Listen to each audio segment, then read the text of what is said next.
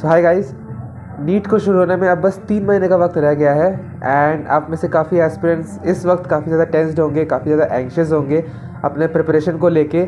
And आप में से कई सारे एस्पिरेंट्स ऐसे भी होंगे जिनके अभी भी मॉक टेस्ट में अच्छे मार्क्स नहीं आ रहे होंगे एंड आपको ये बहुत अनसर्टेन लग रहा होगा कि क्या इस साल मेरा सिलेक्शन होगा या नहीं होगा। So this video is for you guys. इस वीडियो में मैंने अपने बैचमेट्स को रिक्वेस्ट किया कि अपने नीट प्रिपरेशन के दौरान उन्होंने जो टिप्स एंड ट्रिक्स आजमाए थे जिनसे कि उनका सिलेक्शन हुआ, वो आपसे भी वो सारे टिप्स एंड ट्रिक्स शेयर करें ताकि आप भी वो अडाप्ट कर पाए इन 3 महीनों में एंड आपका भी सिलेक्शन गारंटीड रहे। By the way, my name is Didipya Adhikari and I am a first professional MBBS student at Malda government medical college and this video is about the tips and tricks that you are going to adapt in these 3 months so that you can get a really good score in your NEET examination. So let's get started with the video.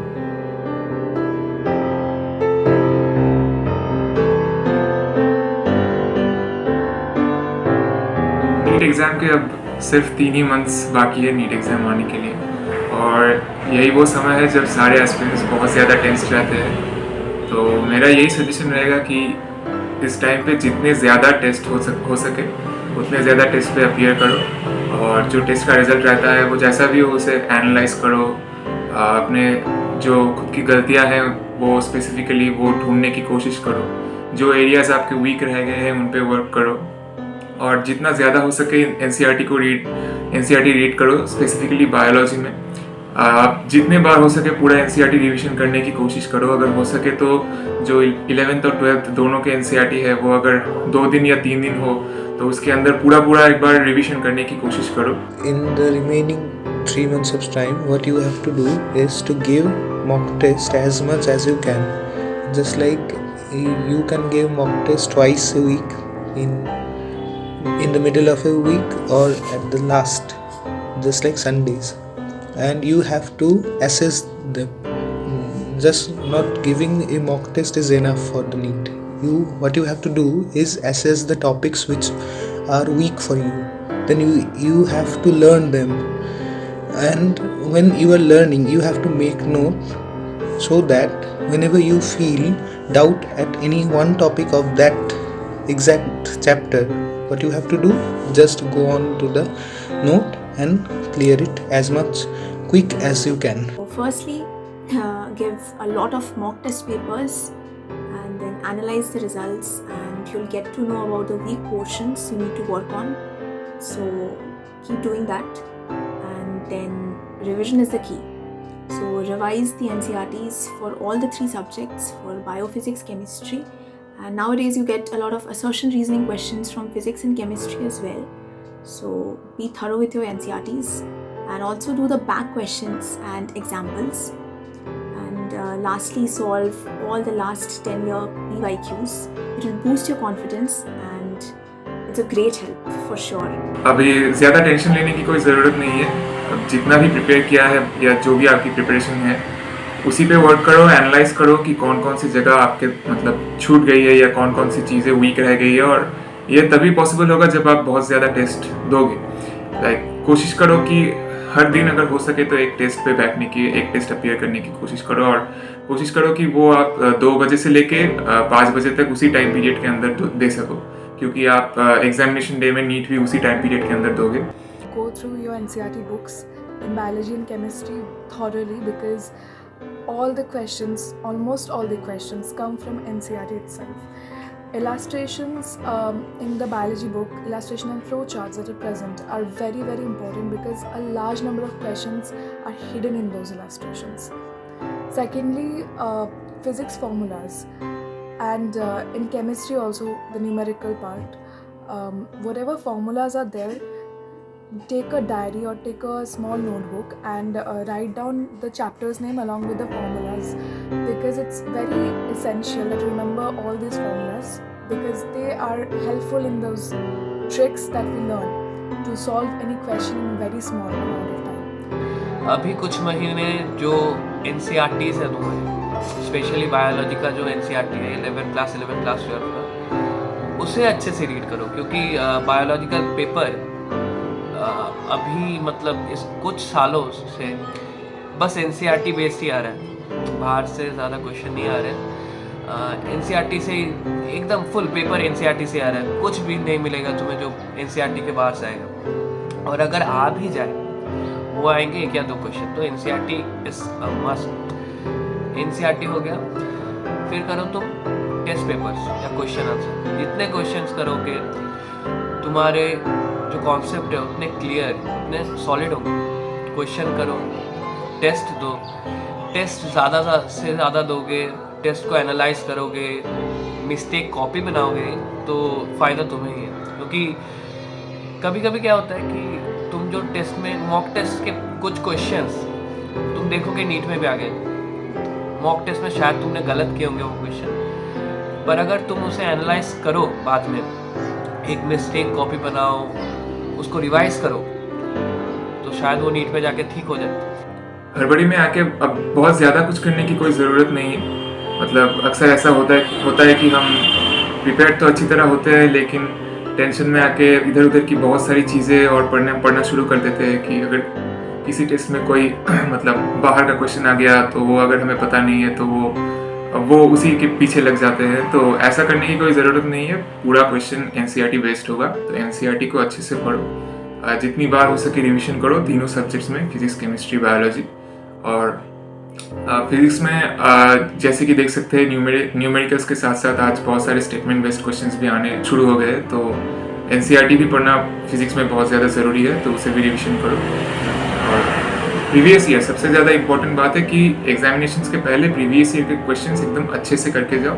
मतलब कोई भी previous year का कोई भी question नहीं छूटना चाहिए। लगभग पिछले 10 ईयर के क्वेश्चंस बहुत अच्छे से प्रिपेयर करके जाओ। Lastly, the ones who are feeling a little disheartened or anxious about what to do right now, so for them, I would say don't get demotivated, and you've put in a lot of efforts till now, so you'll surely get results.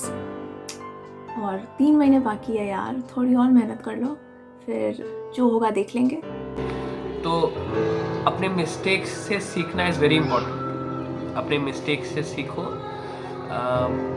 Test दो, जितने test दे सकोगे उतनी अच्छी बात है। और एक time slot बनाओ 2 से 5 बजे कि 2 से 5 बजे मैं बैठूंगा या 5:20 तक टेस्ट कंप्लीट करूंगा। उठूंगा हर दिन।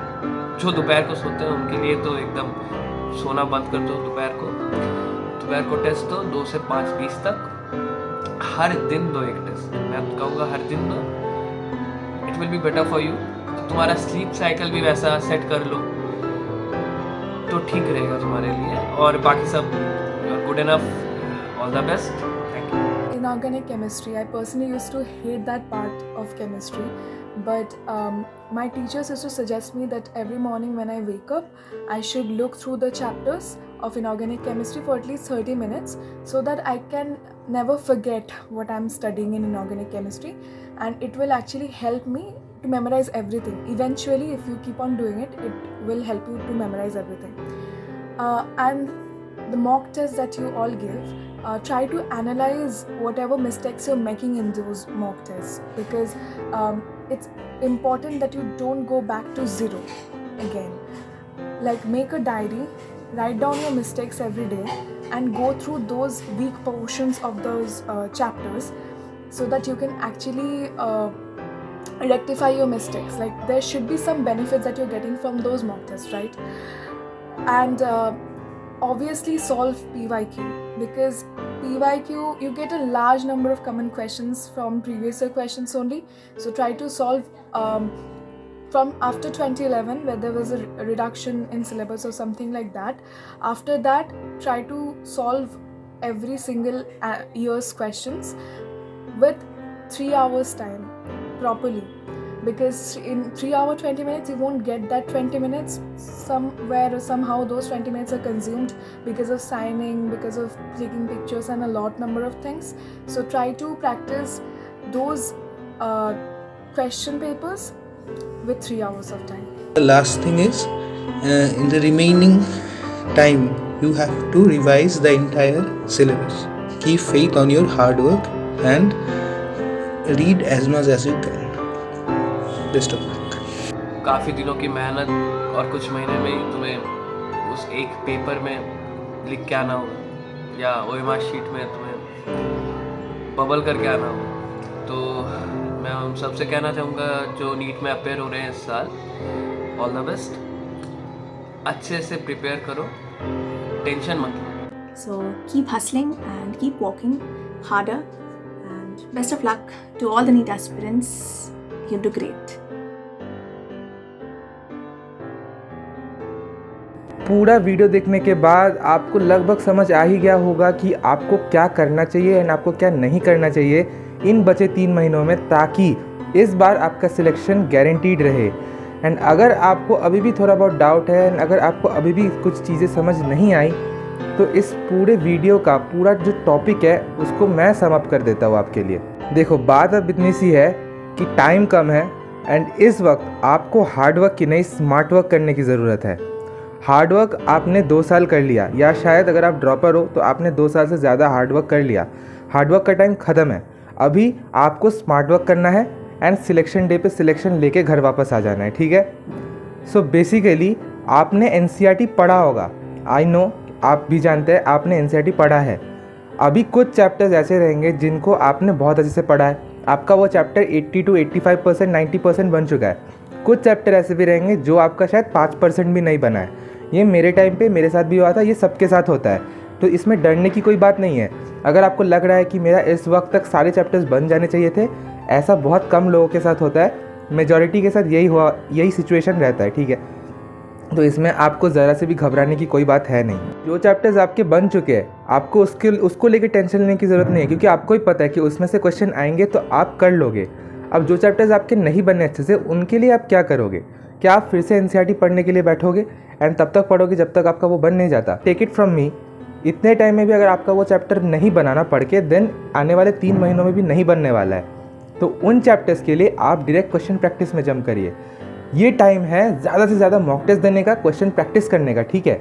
आपने आगे भी कई सारे मॉक टेस्ट दिए रहेंगे, बट अगर मैं आपको पूछूं कि उन मॉक टेस्ट में आपने जो गलतियां की थी, अगर वो क्वेश्चंस में अभी आपको पूछूं तो क्या आप अभी वो 100% करेक्ट कर पाओगे? Majority of you will say no, क्योंकि आपने उन पुराने पेपर्स को रिवाइज ही नहीं किया होगा, एनालाइज ही नहीं किया होगा। दिस इज़ द टाइम कि आप उन पुराने पेपर्स को एनालाइज करो। जो क्वेश्चंस तब आपसे नहीं बने थे, उन क्वेश्चन को आज आप बनाने की कोशिश करो। एंड जो क्वेश्चंस आपसे नहीं बनेंगे ना पेपर सॉल्व करते वक्त, आप वो वाला पार्ट अपने NCERT से पढ़ लो। ट्रस्ट मी गाइस, अगर आप एक दिन के 3 क्वेश्चन पेपर सॉल्व करते हो ना, तो आप पूरे महीने में टोटल 90 क्वेश्चन पेपर सॉल्व कर लोगे एंड 3 महीने में आप टोटल 270 क्वेश्चन पेपर सॉल्व कर लोगे। 270 क्वेश्चन पेपर इंटू 180, मतलब आपके लगभग कितने क्वेश्चंस बन रहे हैं पूरे 3 महीने के, ये आप कैलकुलेट कर लो। इतने क्वेश्चंस को आप अगर खुद करोगे एंड जो आपसे नहीं बनेगा वो अगर आप NCERT से देख लोगे, तो बस आप खुद इमेजिन कर लो कि आप कितने बार NCERT रिवाइज कर लोगे इन 3 महीनों में वाया क्वेश्चन प्रैक्टिस। जो क्वेश्चंस आपसे स्ट्रेट फॉरवर्ड बन जा रहे, उन क्वेश्चंस को आप एक बार NCERT से हल्का फुल्का देख सकते हो एंड चाहे तो स्किप भी कर सकते हो, कोई प्रॉब्लम नहीं है, क्योंकि वो पार्ट तो आपका स्ट्रांग है। पर जो क्वेश्चंस आपसे नहीं बनेंगे, आप उस पार्ट को NCERT से पढ़ लो एंड याद रखो, जो लोग क्वेश्चन पेपर सेट कर रहे हैं आपके लिए, आई मीन आपके आकाश वाले, एलन वाले, वो लोग, उनको पता है कि बच्चों को ज़्यादा से ज़्यादा रिविजन की ज़रूरत है। तो जो इंपॉर्टेंट पार्ट्स है जो कि नीट में आ सकते हैं, वो लोग वैसे क्वेश्चंस बार बार अपने हर एक क्वेश्चन पेपर पे रखते हैं। तो आपका वो सब टॉपिक बहुत अच्छे से रिवाइज हो जाएगा अगर आप क्वेश्चन पेपर सॉल्व करने के माध्यम से NCERT को पढ़ोगे। अभी मैं आपसे क्वेश्चन प्रैक्टिस करने के लिए कह रहा हूँ, इसका मतलब ये नहीं कि आप NCERT पढ़ना बिल्कुल ही छोड़ दोगे। NCERT पढ़ो, जब भी बीच बीच में टाइम मिले NCERT पढ़ते रहो। इवन जो पार्ट आपका स्ट्रॉन्ग है एग्ज़ाम डे पे, क्योंकि सिचुएशन अलग रहता है, नर्वसनेस काफ़ी ज़्यादा रहती है, तो भूलने के चांसेस काफ़ी ज़्यादा है, तो आप वो सब भी थोड़ा बहुत करके NCERT से पढ़ते रहो। What I am trying to say कि NCERT को एकदम बिल्कुल पढ़ना छोड़ मत दो, ठीक है, पढ़ते रहो। बट मेन जो आपके पढ़ने का तरीका है वो क्वेश्चन पेपर सॉल्व करने के मीडियम से होना चाहिए, ठीक है, वो आपका मेन मोटिव होना चाहिए पढ़ाई करने का। But along with that keep continuing studying NCERT and उसके साथ साथ आप जो टेस्ट दोगे, ठीक है, आप अगर दिन के 3 टेस्ट देते हो तो आप एक सुबह दो, एक दोपहर को दो, एक रात को दो या शाम को दो।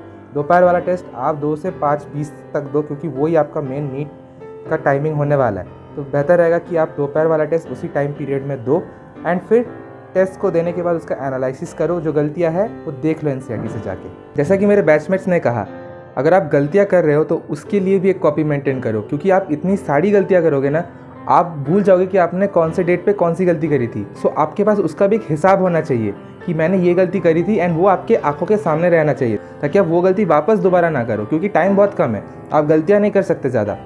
बहुत इंपॉर्टेंट टिप जो मैं खुद कहना चाहूँगा मेरे पर्सनल एक्सपीरियंस से कि गाइस, बायोलॉजी तो आपको पता है कि आपको एनसीईआरटी के अलावा किसी और बुक से पढ़नी नहीं है। बायोलॉजी आप स्ट्रिक्टली एनसीईआरटी से पढ़ो, ठीक है। उसके साथ साथ इनऑर्गेनिक एंड ऑर्गेनिक केमिस्ट्री भी एनसीईआरटी से पढ़ो गाइज। आपको बहुत लोगों ने कहा हुआ कि ऑर्गेनिक केमिस्ट्री नहीं होगा आपके एनसीईआरटी से पढ़ के, मैं आपको खुद लिख के देता हूँ।